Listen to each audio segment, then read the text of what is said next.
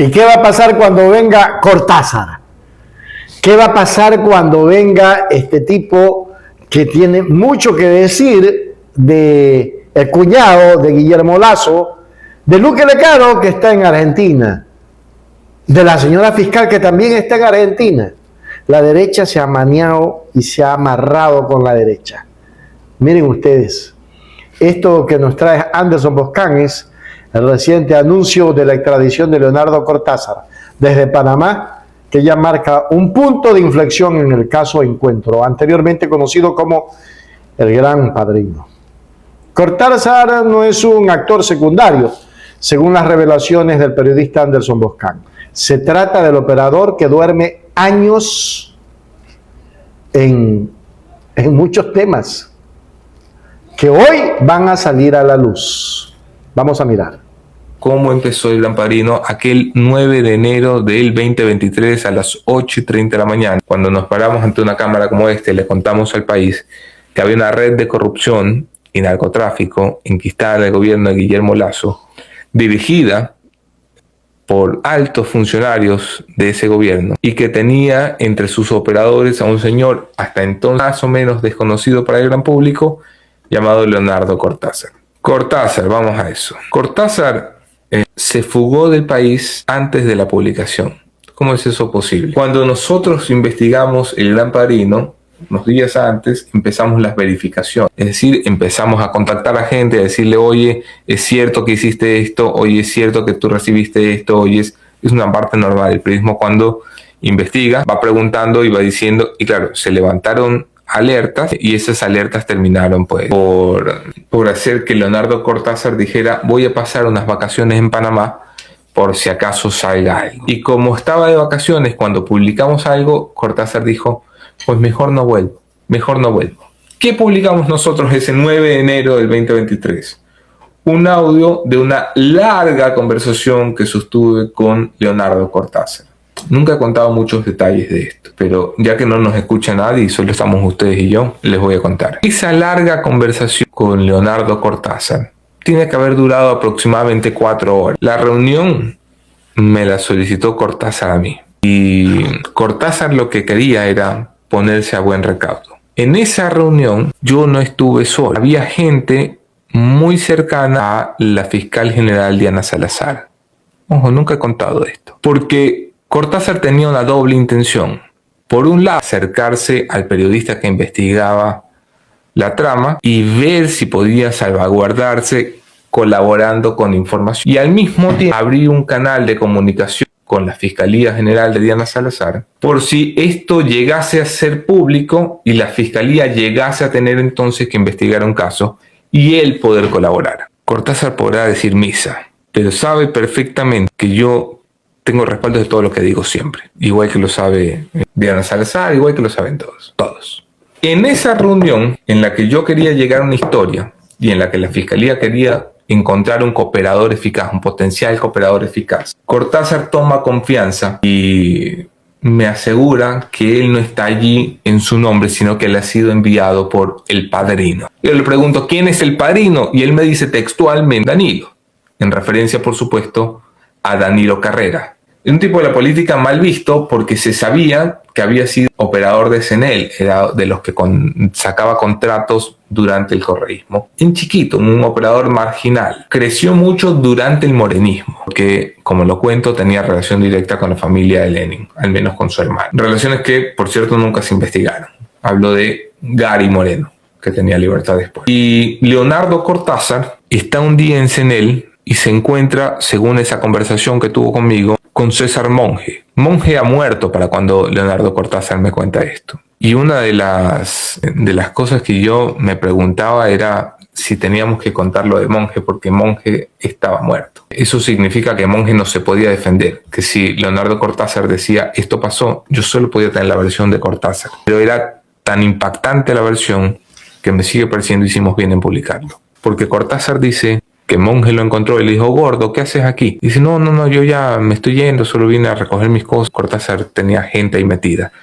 Las empresas públicas son botines, los políticos se las reparten y dicen esto para fulano, esto para sutano, y son cajas chicas. Dice Leonardo Cortázar en esa conversación conmigo que Robaban y robaban a saco. Yo le pregunto a Cortázar, perdón, oye, ¿y cómo manejan todo en efectivo? Todo se maneja en efectivo. Leonardo tenía unas bodegas y usaba gente de su confianza para trabajar. Nosotros sabíamos que Leonardo Cortázar era un personaje importante porque a la fecha había llegado al colegio de ingenieros eléctricos de alguna provincia, me parece que del Oro, a hacernos una denuncia a mi oficina.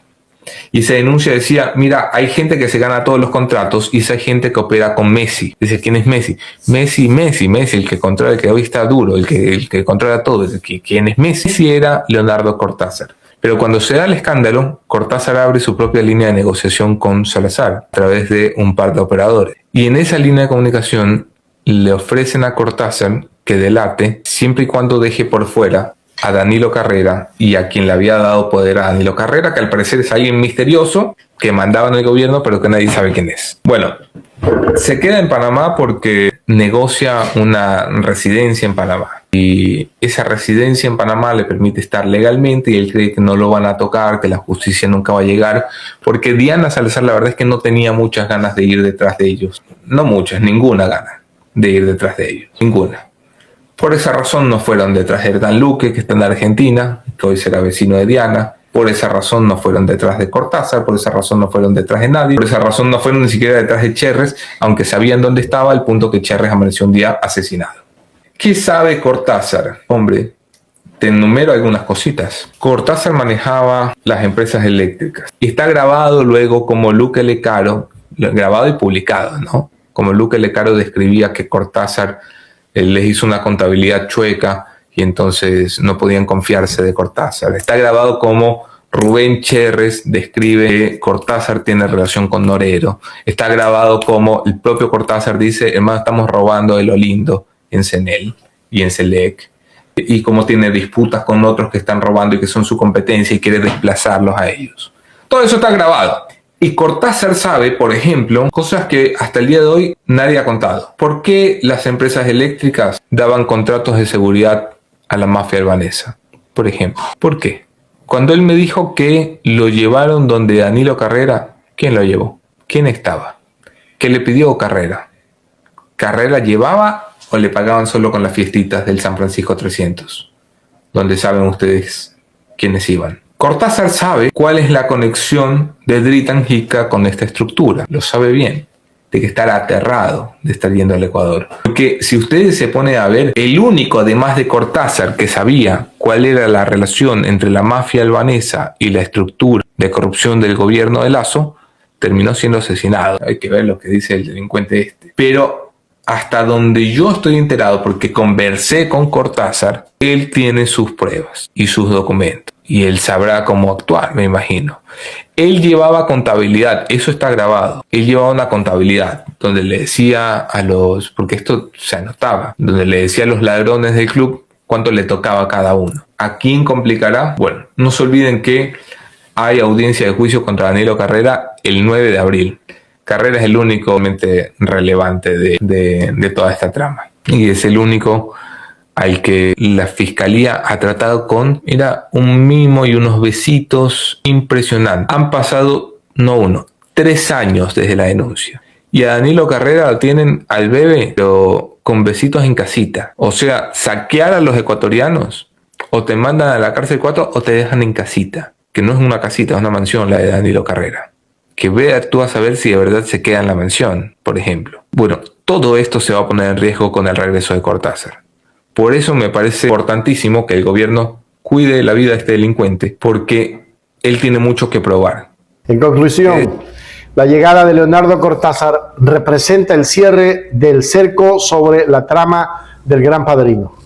Si decide hablar y presentar las pruebas que Boscán asegura que posee, el país asistirá no solo a un juicio por delincuencia organizada, sino a la disección de cómo el Estado fue loteado entre la política y el crimen transnacional.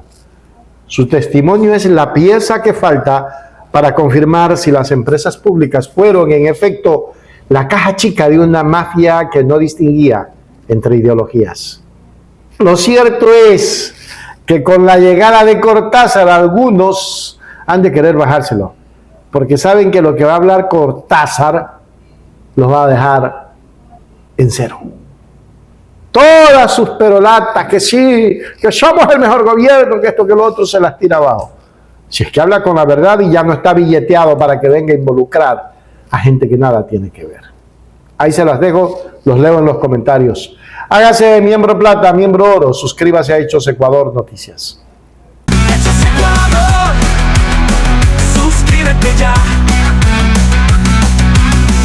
Hechos Ecuador, suscríbete ya. Hechos Ecuador, la verdad está ahí. No te pierdas nada, cada día algo nuevo. Conéctate al canal y mantente informado. Siempre estamos aquí para darte lo mejor. Hechos Ecuador, claro, la verdad sin temor. Hechos Ecuador.